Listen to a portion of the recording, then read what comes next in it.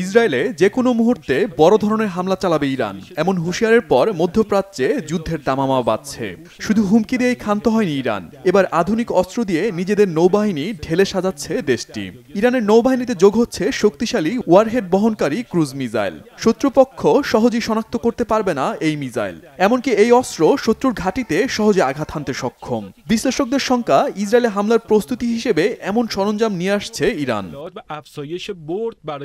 Israel Iran সংঘাতের শঙ্কার মধ্যেই গাজায় যুদ্ধবিরতির আলোচনা আবারও আলোর মুখ দেখছে।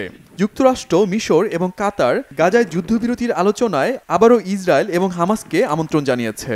15 আগস্ট কায়রো অথবা দোহায় আয়োজিত আলোচনায় যেতে সম্মত হয়েছে ইসরায়েল। দেশটির প্রতিরক্ষা মন্ত্রী ইয়োভ গ্যালেন্ট বলেছেন, জিম্মিদের মুক্তির জন্য গাজায় দ্রুত যুদ্ধবিরতি হওয়া উচিত। ইসরায়েল যুদ্ধবিরতির আলোচনায় রাজি হলেও এখনও কোনো মন্তব্য করেনি হামাস। লেবাননও যুদ্ধবিরতির আলোচনায় সমর্থন দিয়েছে। ফ্রান্সের প্রেসিডেন্ট ইমানুয়েল ম্যাখো বলেছেন, গাজায় যুদ্ধ দ্রুত বন্ধ হওয়া উচিত। এদিকে গাজার খান ইউনিসে ফিলিস্তিনিদের ওপর হামলা অব্যাহত রেখেছে ইসরায়েলি বাহিনী। এতে হাজার হাজার বাসিন্দা বাস্তুচ্যুত হয়েছে। হামলা হয়েছে আল মাওশি সহ গাজার বিভিন্ন স্কুলে। আল মাওশিতে হত্যার শিকার হয়েছেন 5 ফিলিস্তিনি। হামাসও পাল্টা প্রতিরোধ গড়ে তুলেছে। রাফায় ইসরায়েলি সেনাদের লক্ষ্য করে হামলা চালিয়েছে ফিলিস্তিনি যোদ্ধারা।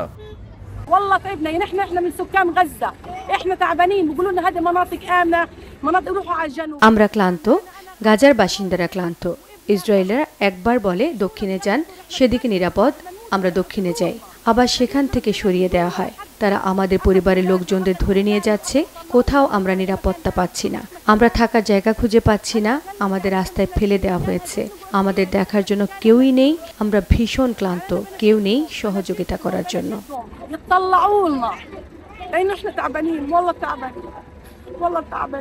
عذبنا 5 ساعات تقريبا نزوحنا من عبسان الكبيرة لخان يونس। খান ইউনিস থেকে বাস্তুচ্যুত হয়ে আমরা প্রায় 5 ঘন্টা ধরে রাস্তায় রাস্তায় ঘুরছি।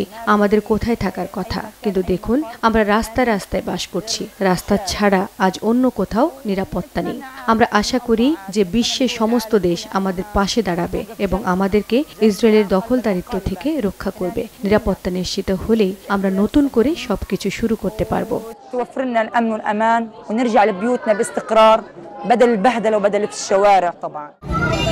ইসরায়েলি হামলায় গাজায় এরই মধ্যে হত্যার শিকার হয়েছে প্রায় 40,000 ফিলিস্তিনি।